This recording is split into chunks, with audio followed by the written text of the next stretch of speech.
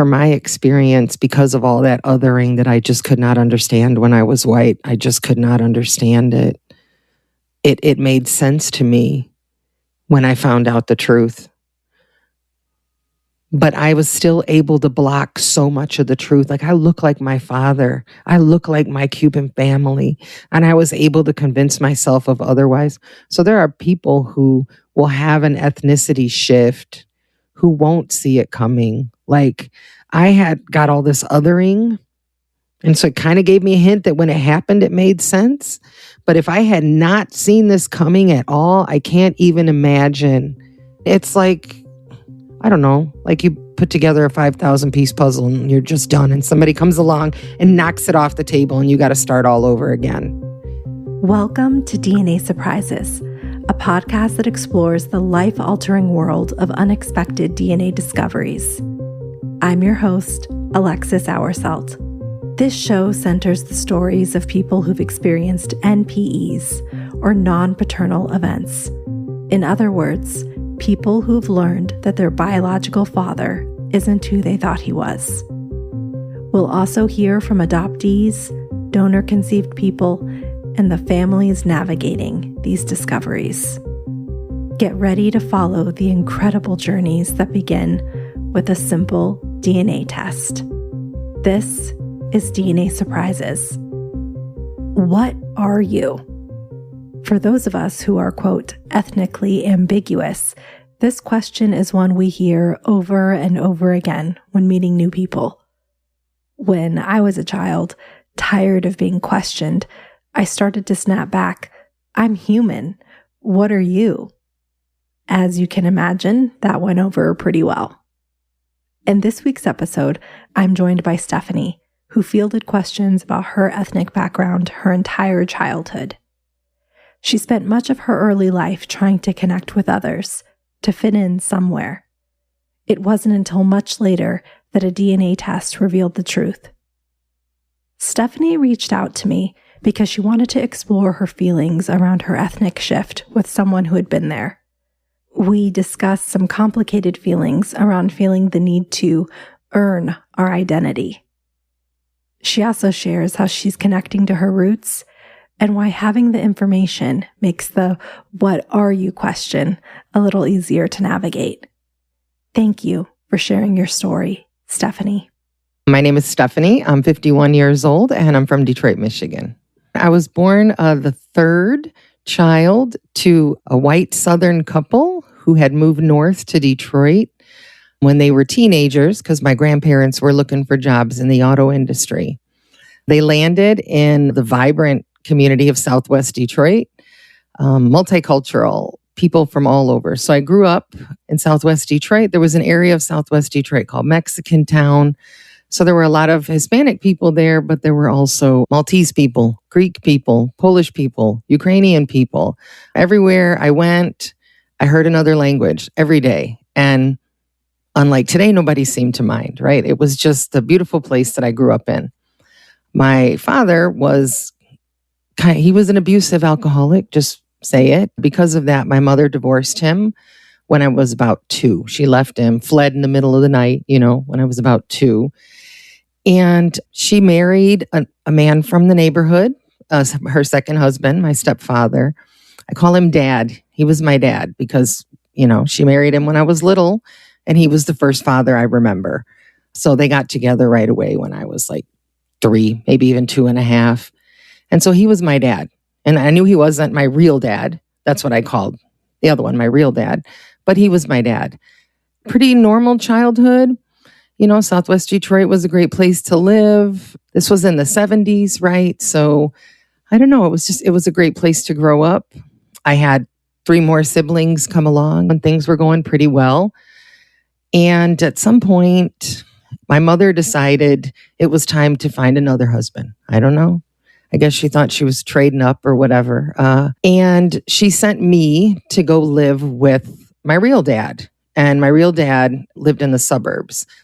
And Detroit is the area that I grew up in, very multicultural and diverse. But Detroit has historically been and still is to this day, Metro Detroit, very segregated.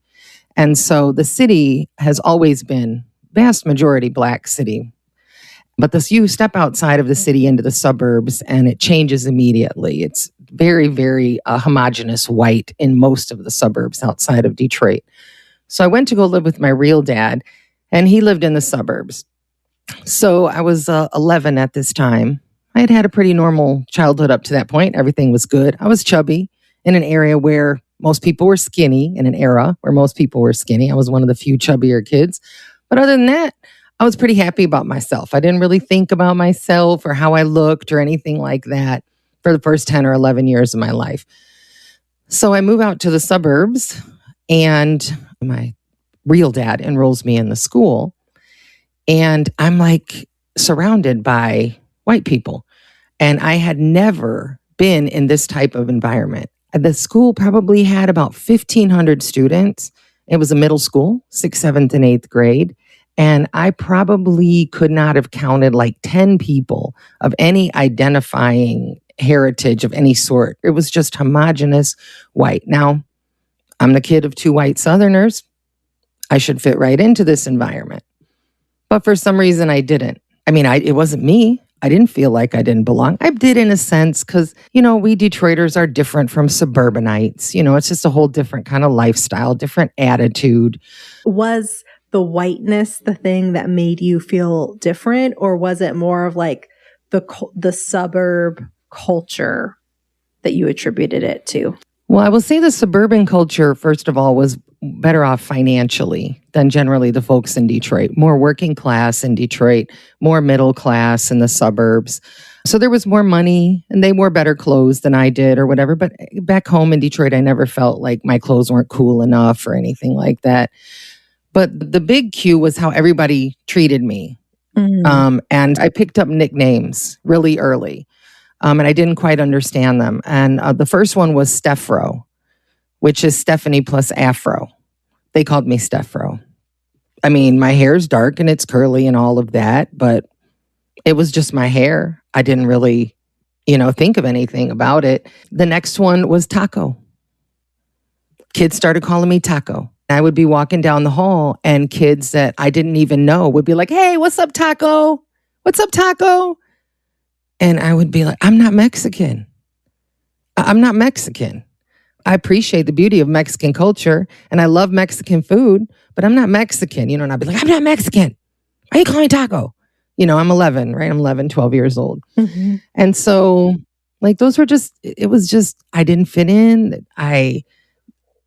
It was just a bunch of othering that I wasn't familiar with. I should have fit in. These were my people. All of a sudden I'm an outsider and I didn't know why I was an outsider. I wound up hanging out with the Misfits. God bless the Misfits for always being welcoming. So I'm there for a while, and my real dad is still an alcoholic, and he's still violent. And my mother and we have a fraught relationship on and off because of this. She left him because he was an abusive alcoholic, but it was cool to send me back to live with him when she wanted to run off with another man who apparently didn't like children. So she didn't want to take all of us. So she pawned as many of us off as she could, where she could. And even though it was this abusive, violent alcoholic. And so in addition to being Taco at school, I'm going home to this mean alcoholic who is super critical and abusive. And so my mom eventually, I don't know what happened. Things didn't work out with her new man. She came back to my dad. So she was living back with my dad. And I thought she would bring me home, since her and dad were back together. And it was like, "Can you please get me out of here, Mom? Can you please get me out of here? I hate it here. Dad's terrible, blah, blah, blah." And no, she wouldn't, was the answer. I was there for 2 years. And then he started hitting me. My real dad was hitting me in front of my friend who lived across the street. She freaked out, ran home screaming and crying. Her mother came over and was like, "Give me Stephanie out here right now. She's going to call the police." Long story short, I get sent back to live with my mom and my dad in Detroit because the police got involved. It wasn't because I was being beaten or she felt bad or she wanted to bring me back. It wasn't until the police got involved in the situation with my abuse, which back then you could hit your children. Yeah. Like it wasn't even like it is now. But I think my real dad got upset that the police got called and he was like, get her out of here. Go back and live with your mom.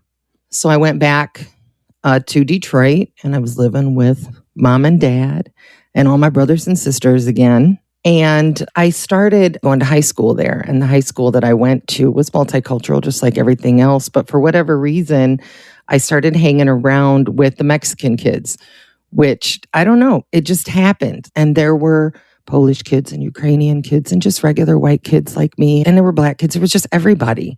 But for some reason, I fell in with Mexican kids. And at that point, I realized that people thought I was Mexican, not just in the suburbs.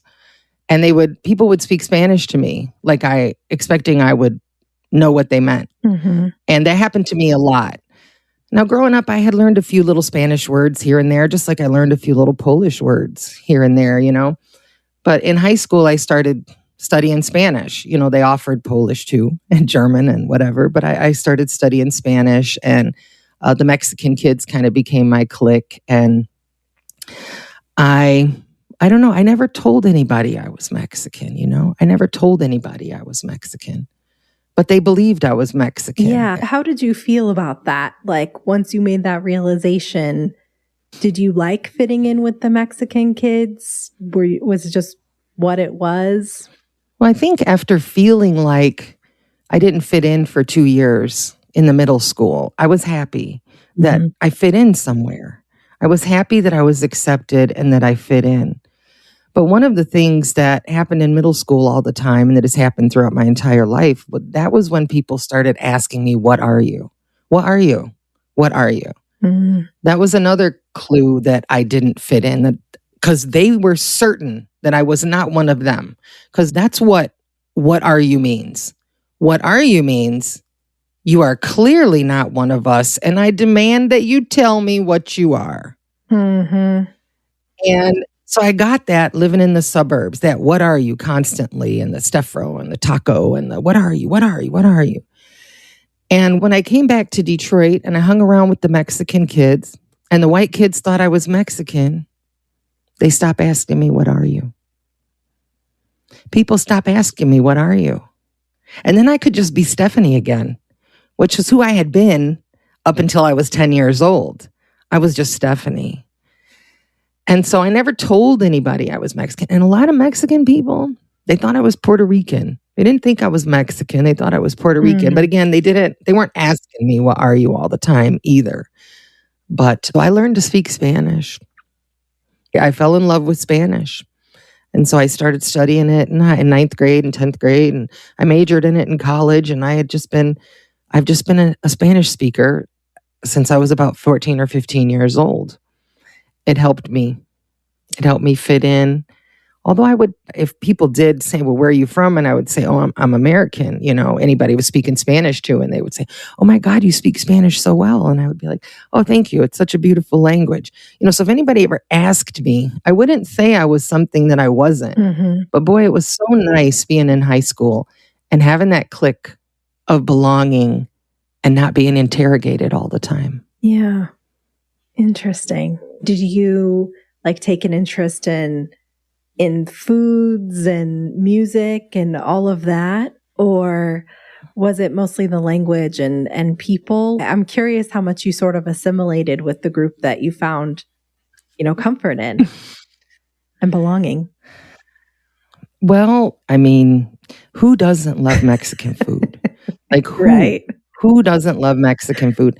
I lived in Southwest Detroit, in Mexican Town, right outside of Mexican Town, all of these fantastic restaurants, Xochimilco, El Zócalo, Los Galanes, all of these incredible, fantastic Mexican restaurants. And so I did appreciate the food, but, my friend Lupe's mom taught me how to make guacamole. And so also, I don't know, I learned how to cook. And I had to speak Spanish when I hung out with my Mexican friends because their parents generally didn't speak English. So it was almost like I got lessons on the daily, but they taught me food as well. And I used to feel like I was culturally Mexican. Coming out of Southwest Detroit made me culturally Mexican. That's what I would tell people.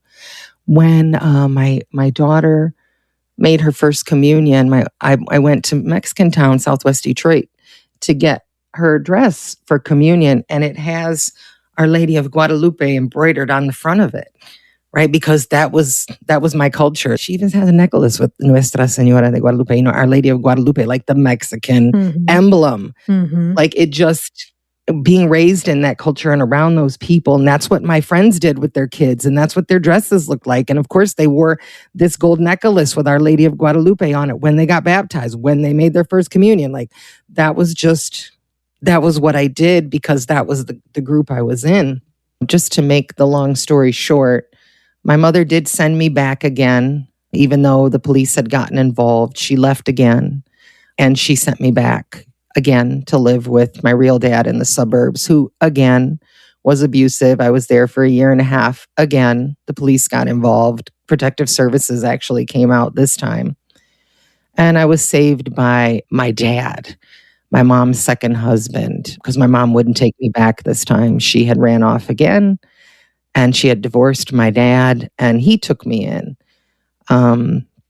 And let me finish high school. And, when I started going to college, and just gave me that loving, supportive environment that I needed. And then at some point, I asked my mom, because people just, every time I met somebody new, they would be like, "What are you? What are you?" And I would just be like, "I'm just white like you." I'm like, I'm just American. I'm not anything. Are you Greek? Are you Italian? Are you Lebanese? And I asked my mom, and she said, "Well, Steph, I think my mama's people were Indian, Native American." My mom said, "I think my mama's mama, she was 100% Indian." And so I was like, "Oh, cool. Well, that maybe explains why people always think I'm something. Maybe why I got dark hair, maybe why I got dark eyes, whatever. Maybe my eyebrows were kind of big and bushy." And I was like, maybe that explains it. Okay, so I start telling people. Now I got an answer. People are like, "What are you? What are you?" And I'm like, "Well, I'm Native American." And then they'll be like, "Well, what tribe?" Because people, they got to know this. Yeah. They have to know. It's like literally I say, "Hello, my name is Stephanie. Your name is this. Nice to meet you. Well, by the way, what are you?" It's like, we can't even have a conversation without you asking me what I am. So I would say, "Okay, well, I'm Native American." And then they would be like, "Well, what tribe?" And so then I go back to my mom and I'm like, "Okay, Mom, what tribe?" And she was like, "Well, I think we're Cherokee." Okay, cool. Now I got a tribe. Now I'm Cherokee. Okay, cool. And then they want to know how much. Am I getting free college? I wish I was joking. It's wild, the amount of entitlement that people feel like they have to know your ethnic background, especially when it's unclear, right? Quote unquote ambiguous. Wow. Yes. So my mom starts taking me to powwows. So we're going to powwows. I go to college, and there's a Native American Student Association, and I go to their events. I don't feel Native American, even though that's what my mom says we are. I don't feel comfortable enough to claim myself as Native American. So I go to the events. I learn about, quote unquote, my culture as they do these presentations, as they do these dances. And I go to these powwows, and I really enjoy the food. I enjoy the people. But I know this is not my experience. This is not my reality. And I'm not going to put myself out there as if I have lived my life as an Indigenous person, because I was raised white, because I'm white, in that sense. So I just didn't feel like, even if I had Native ancestry, it wasn't my reality. It wasn't my culture. And I wasn't going to insert myself into that. But it stopped a lot of the questioning. It gave an answer that I didn't have before. And so then I start deciding I want to look into our Native family. I want to kind of validate this already, And so I start digging into the ancestry stuff. And this is the 90s. There's no ancestry.com. There's no online stuff. So I'm at Latter-day Saints centers, and I'm downtown at the Detroit Public Library looking through census indexes and census. And I'm looking into the Dawes rolls, because that's where Native Americans are supposed to be listed. And I'm trying to build our family tree. I'm not finding anything. Dead end, left and right. Can't find anything. So I give up and I go on with my life. Because I had, the abusive alcoholic father, I kind of found myself in relationships with abusive men, straight out, my first relationships, that kind of violence and that, what's the word I'm looking for? Uncertainty of life being thrown back and forth. It just leaves a mark. Yeah. And it kind of messes up your programming. So I spent a few years in and out of abusive relationships and went to college and dropped out and went back and dropped out. And then finally I got my head on straight and I met a great man and life was really going well in my 20s, my 30s. Everything is solid. We have a couple of daughters. And then Family Tree DNA comes out with their DNA tests. So it's like 2008, 2009. And I call my mom and I'm like, Mom, they got DNA tests now. Like I can figure out what kind of Indian we are. Native American, excuse me. That's what my mom would say. And I'm like, well, we should, who are we going to test? And, I'm going to test my mom because she would have more native blood than I would, right? Her mother had passed away, but she had a sister who was still alive. So we decide that the best person to test is my grandma's sister, who's still alive, but lives down in Georgia. So my mother and I jump in a car and we drive down to Dalton, Georgia. Now, this is far from Detroit, first of all. And second of all, the test was expensive when they first came out, and I've got a couple of young daughters and I've got my own family, but I buy this test and we go down to Georgia and we test my great aunt. And, a few weeks later when the test results come back in, she's not native at all. She's like 97 or 98% English, Irish, Scottish, and like 2% Sub-Saharan African.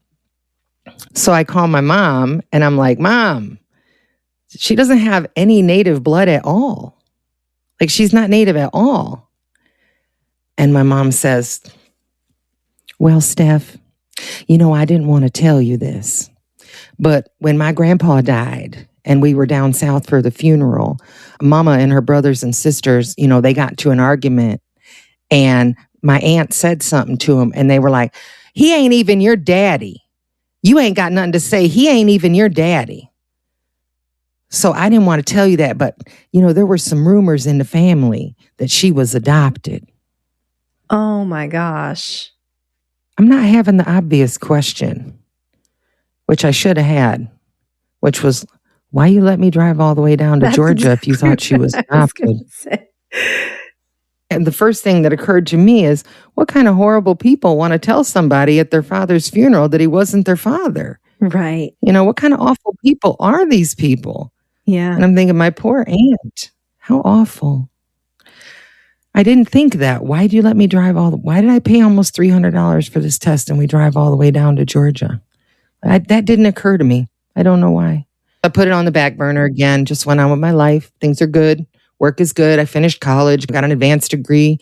I got a really good job at a somewhat prestigious university. Things are good. And then my husband buys me a DNA test for my 40th birthday. He gives it to me and I'm like, oh, cool. We can test my mom now. Like, cause then, we can like figure it out because maybe my aunt was adopted, right? So we can test my mom now. And my husband says, no, I got this for you. Okay. So I took the test, I sent it off and, waited for my results. We used to have the computer in the living room. This is 2014, 2015. We had the computer in the living room. So when the kids were on it, we could see what they were doing, and so we're sitting on the couch watching TV, my husband and I and our daughters. And then I got up to check my email and I see I got the results. So I log in. And I'm waiting for it to load, and the first thing I click on is the ethnicity estimate, right? I want to see it. And it's loading slow, because it's 2014, right? It's not loading quickly. The page is loading slowly. And I'm like, oh my God, oh my God. I look away to watch the TV with my family. I turn back to the computer screen and the whole globe is lit up. The whole globe is colored. It looks like your little areas are colored where you're from. And the whole globe is colored in. Like everything, like Africa, sub-Saharan Africa, Northern Africa, Italy, Spain. Of course, it had England, Ireland, and Scotland. The Americas were lit up, showing Native ancestry. And I'm like, what the fuck? What the fuck? It was all I could say like 7 or 8 times. So by now, my husband and my daughters are looking over my shoulder, facing backwards on the couch. And my husband starts cracking up. And I'm like, how the hell am I 12% sub-Saharan African? How the hell am I 5% North African? How the hell am I Middle Eastern? How the hell am I Spanish? How the hell am I Native? What the fuck? I called my mom. Because my mom and I were close, even though we had bad periods. Like, I didn't talk to her for years after she sent me back that second time, We had a rough relationship, but we were still close somehow. And I called my mom and I was like, Mom, I just got my DNA results back.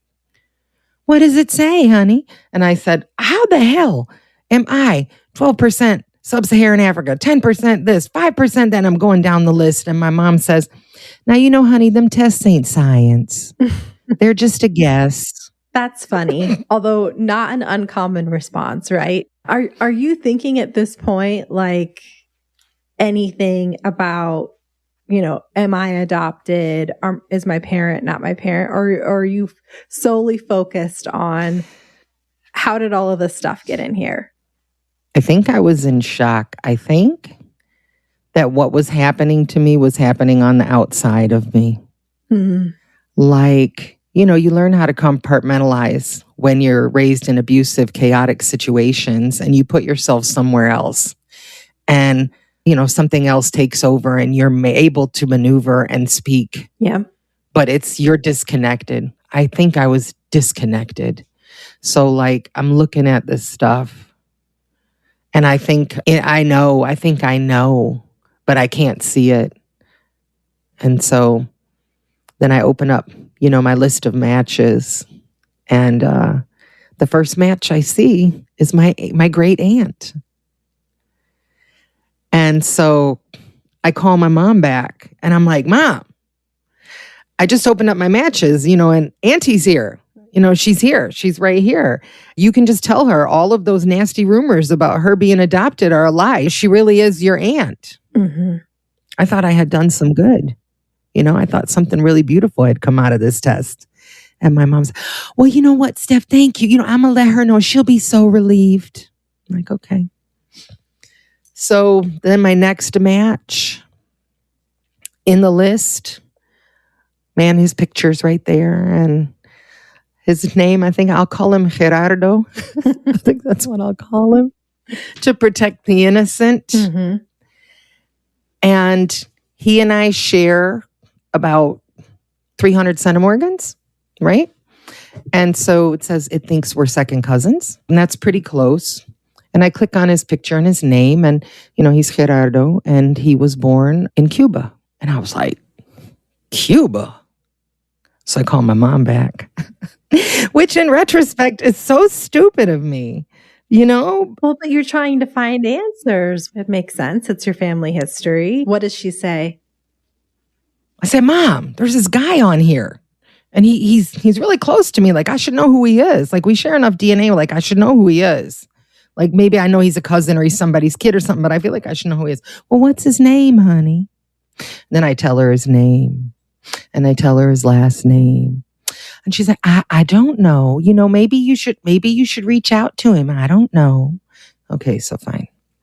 So I did. I sent him an email and I was like, and it literally, the subject line was, how the hell are we related? And I was like, hey, I just did this DNA test and it's crazy. I feel like you're close enough that I should know who you are. But I don't have any. I don't have family from Cuba. And I'm at this point, I'm thinking, okay, so one of my white relatives married this Cuban person or something, right? This is where I'm trying to put this together. Then I had noticed I have other matches from Puerto Rico and they're distant. So I'm like, okay, could be anything. And he gets back to me like almost right away. And he was a doctor. He's a doctor, actually. And he's big into genealogy. His whole family had been tested. He was all over. And he was like, oh, yes, definitely. We are certainly very closely related. I can help you figure this out. And and he was just so excited to hear from me. He was just so excited. He thought it was the coolest thing ever. And he's like, I need you to upload your DNA to GEDmatch. So, because my mom and dad are there, and then that way I can see which side of the family we're related on, and we can work it out from there. It takes a couple of days in those times. I don't know what it's like now, but to get it uploaded to GEDmatch. So in the meantime, I'm walking around in this daze, and there's this really cute kind of tickle. I can't explain it any other way. And I almost think it's part of the disconnect, like in my soul, that maybe I really am something. Like it's almost like this childish kind of dream or something. Like, wow, maybe I really am. Wouldn't that be cool? Because my husband, he used to call me his exotic beauty, and I love to hear that, but I would always feel guilty because I'm not. Yeah. I'm just Stephanie with parents from Tennessee and Alabama. I'm just not. But I love to hear it. It just made me feel so special. But so like I was thinking like, wow, what if I am? Like, wouldn't that be crazy? Oh my God. But I'm thinking at this point too, it's one of my grandparents that had an affair, and that one of my parents their dad is not who they think it is. And again, I think that's part of that compartmentalization. I am not dumb.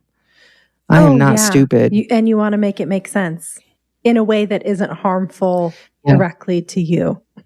My mom is still playing dumb on the phone. What did he say, Steph? Act like she doesn't know anything. And in the meantime, he and I are talking, and I'm like, do you have any of your family members who like went to Tennessee or Alabama where my parents were born, because I'm thinking it's that. And he's like, no, I don't think so.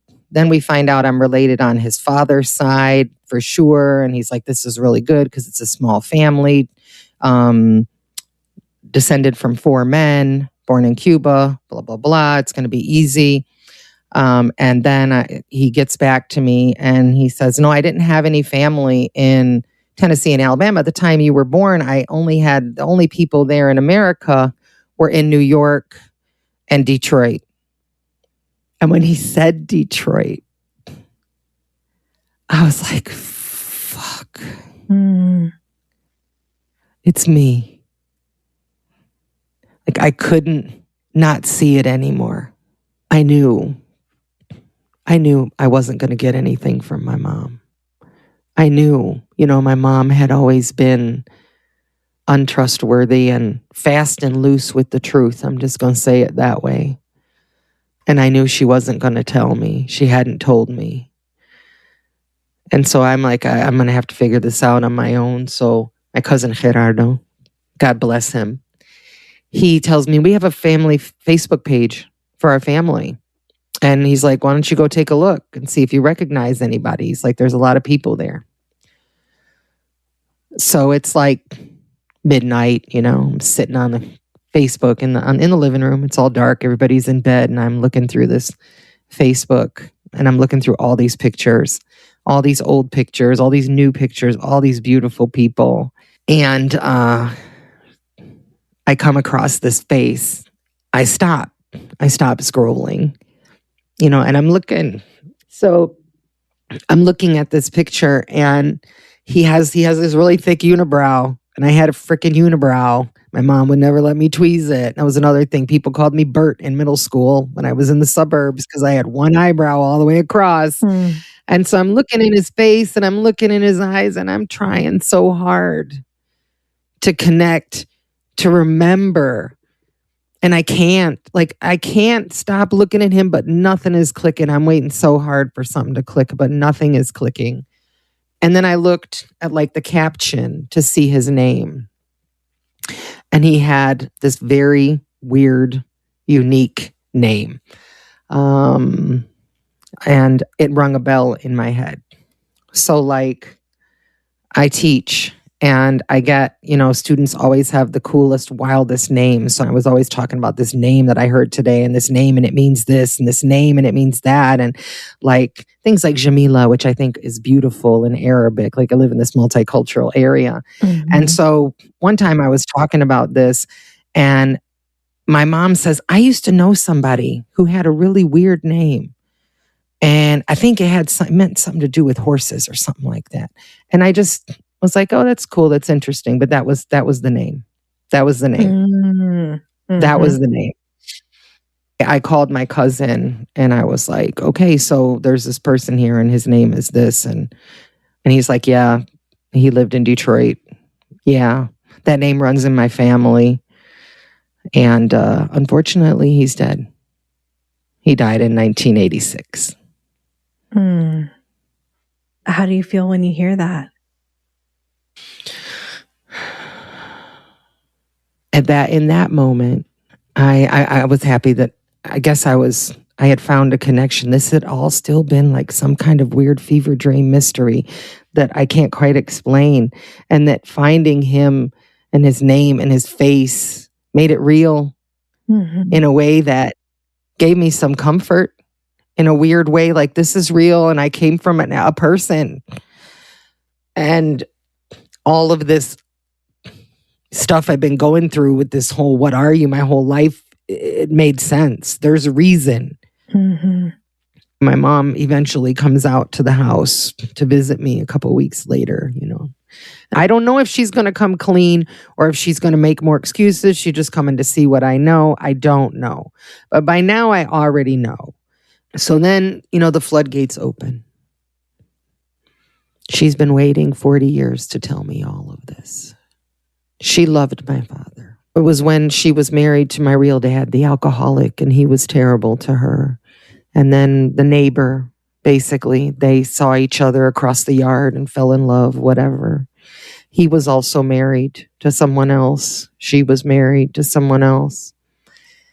And they had a beautiful love affair and they loved each other and they continued to see each other up until he passed away. And I said to her, at that moment, I said, you're lucky he didn't just die recently or I would never speak to you again.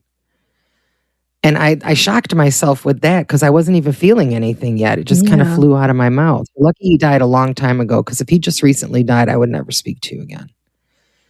And then I said, it's really sad that he died, but you can't mourn somebody you don't know. And then I found out that was not true. Yeah, I was going to say, you sure can. So now you've got two revelations. Well, multiple, but two key revelations, which, anybody who's experienced an ethnicity shift understands. There's one, this person who you thought was your quote real dad is not your dad. And I understand you didn't have a good relationship with him, but still you thought that was your biological father. So there's that shift. And then there's the ethnicity shift. Are you being struck by one more than the other at that point in time? Well, I think for me, finding out my real dad wasn't my real dad was a bit freeing because he was so awful to me and I always felt unloved. And when one of your parents doesn't love you, makes you feel worthless, it hurts real bad. Yeah. Just to simplify that. Yeah. So like that he wasn't, and then I didn't have to try to make that man love me anymore. Like I had been trying for 40 years was very freeing. I didn't shed a tear. My ethnicity, boy, I still struggle. Like, okay, so at first I was like, oh my God, this makes so much sense. I speak Spanish, I dance bachata, I dance salsa, I dance merengue, cumbia, all of this. Like I just, and I started tripping like, is this stuff in your genes? Like, how do you know? And I still sometimes wonder, do our genes have memory? What's in us, But everything clicked so perfectly as to, and I can't believe that I looked at this face in the mirror every day and did not know, could not see. And my mom said that he used to come and see me when I was a kid and that he would show up at the school if I was in a play. He came to the church when I made my first communion and he just sat in the church by himself and pretended like he was there for somebody else. Sometimes he would want to see me. So he'd deliver a pizza. He'd pretend to deliver a pizza and my mom would give me the money to go get the pizza from him. Wow. So he was in your life. You just didn't know. And boy, that hurt. My mom keeps sending me to this man who doesn't want to be my father. And then I have a father who wants to be my father. And my mother's like, no, I can't out myself like that. I got a husband here. I can't let him know that I did this, and this is too much shame for me, and blah, blah, blah. Just very simplistically. But so then I went through this kind of, I don't know, flourishing of my identity. I was like, okay, like I'm Cuban. Like I can tell people I'm Cuban now when they ask me, as they always do. I can be Cuban now. And I can embrace this, that I'm not perpetrating. Like all my life, I think I'm white. I'm telling people I'm native, and I'm perpetrating being Mexican just to be left alone by the wider society, just so I can be. And now I can be something. And I am something. And my cousin and other cousins and other people are more than happy to help me, connect. And I keep meeting more and more of the family. I even went on a pilgrimage to Cuba with another NPE, late life NPE cousin of mine, just like me, found out her father wasn't her father. We met on Ancestry, and we took our poor husbands and drove across Cuba in this insane pilgrimage all the way to the end of Cuba. And it was incredible and amazing. But then I started having these weird identity problems. My husband told me right after I found out, he's like, babe, don't go getting an identity crisis on me. And I said, I think I've always had one. I think this is the cure. And so I felt good for a while. Like, I'm Cuban, this is great. I'm Cuban, this is awesome.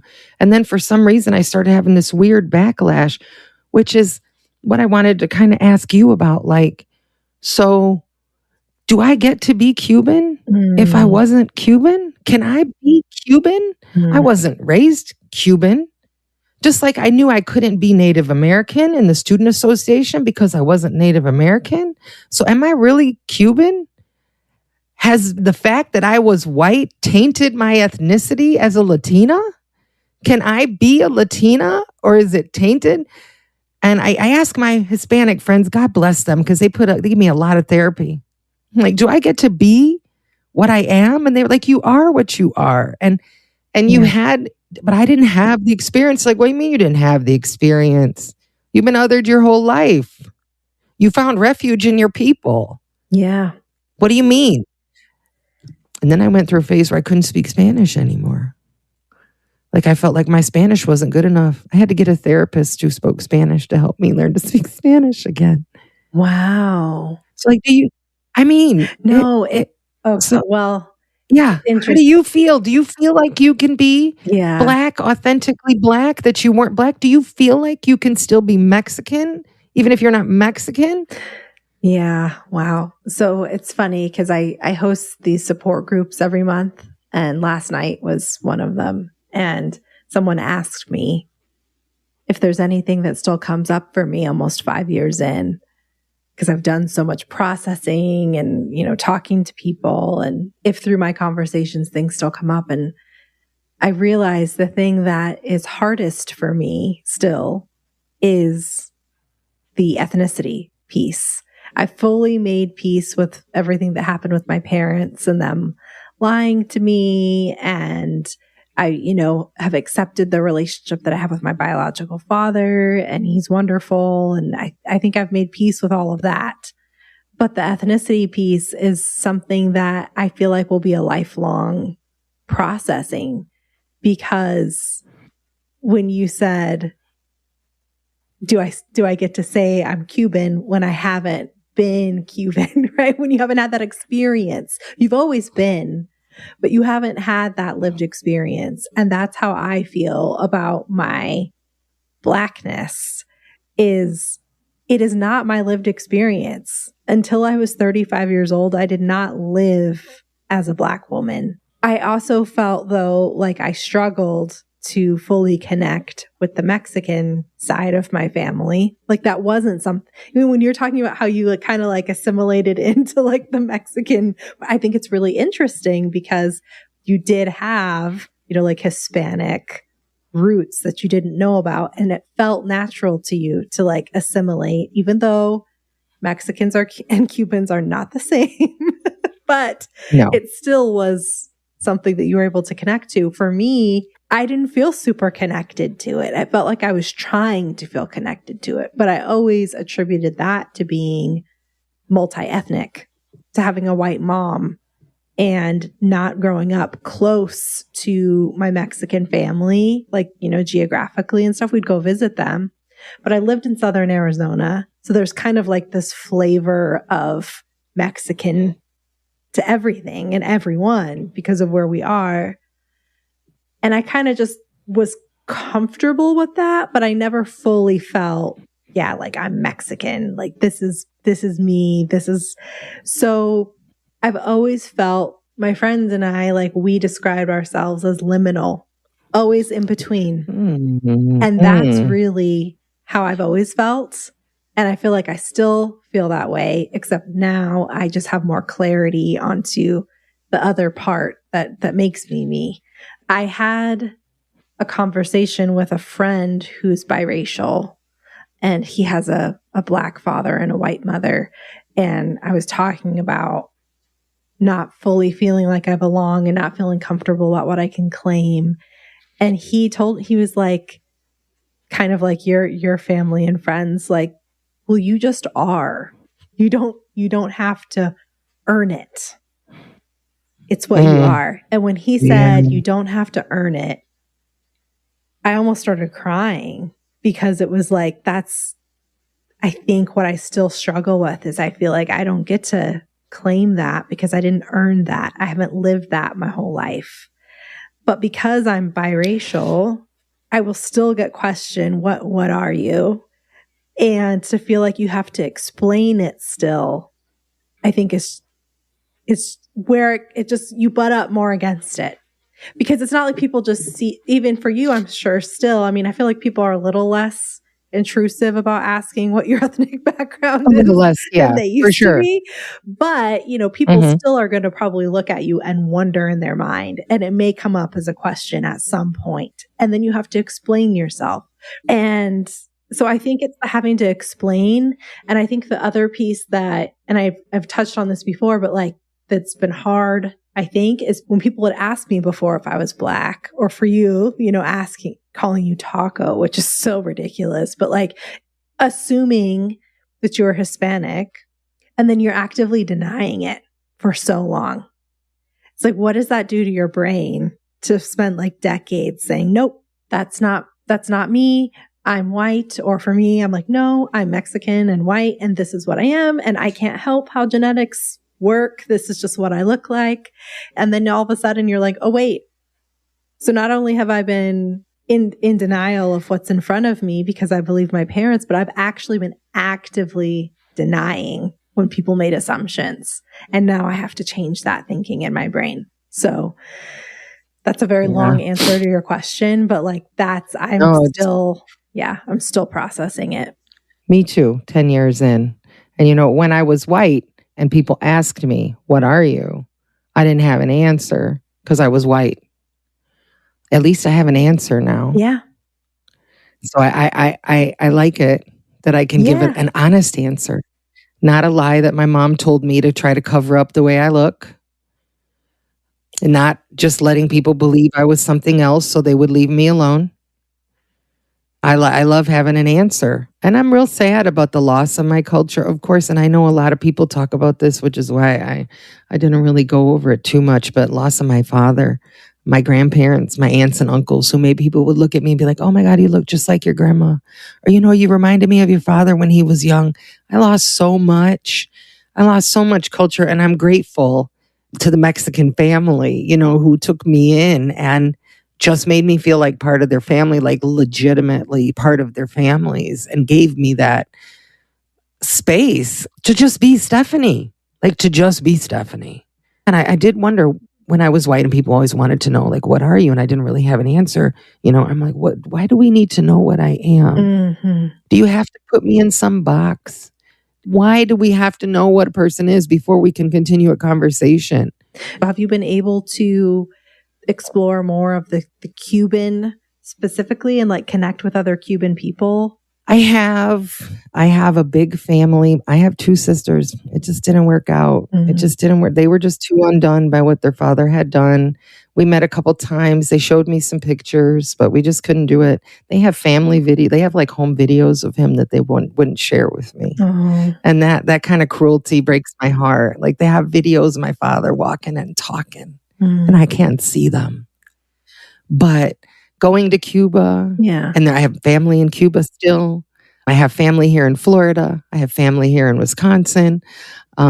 And they have everyone except my sisters have all opened their arms to me and taught me so much about my grandparents and my aunts and my uncles and my great grandparents. And yeah, I've been down to Miami a lot, going to restaurants but I've been to Cuba a few times now. I'm really sad about the situation there right now, of course. I pray for better things for everyone. When I went to Cuba on that pilgrimage, and then I recorded it all, like, because who goes to Cuba, right? Nobody almost. So in one of the videos, I'm just like, I'm here. I'm in Cuba. I saw El Yunque today, which is this mountain in this area of Cuba where my family was from, and that I had seen picture upon picture. I'm going to cry again. It has been so beautiful and so wonderful to walk the streets my father walked. And I went to the church where he was baptized, where he got married, where he was born. And I've been welcomed by all of the people there. And it has really filled the holes in my heart. And I'm better now. I speak Spanish again. I still get rusty. Sometimes I freeze. I literally freeze. I'm like, I can't understand a word you're saying. Like I get this weird mental block, but I'm getting better. And therapy is key. I know a lot of people say that, but therapy, I had been seeing a therapist since I found out. I bought a necklace with the Cuban Our Lady of Charity, Nuestra Señora de la Caridad, like the Cuban Our Lady of Guadalupe. I have one of those and I wear it proudly. I actually changed my name. My mother told me that my father wanted to claim me and she wouldn't let him. And so I changed my name. I changed my middle name too. I was like, I think my father might would have liked to name me something besides Stephanie. And my sisters were like, you got to be Stephanie. And I was like, okay, I'll just change my middle name. So I've claimed it. And I think people should claim it. Claim it. It's yours, like you said. It's rough sometimes, but the end line, the goal is definitely the peace. And I get closer to peace every year. That's amazing. The full peace. Yeah. What would you like for people to understand about how an ethnicity DNA surprise affects people or has affected you? Wow. I think, like you said, the country has gotten better at not asking people what they are all the time. But from my experience, because of all that othering that I just could not understand when I was white, I just could not understand it. It made sense to me when I found out the truth.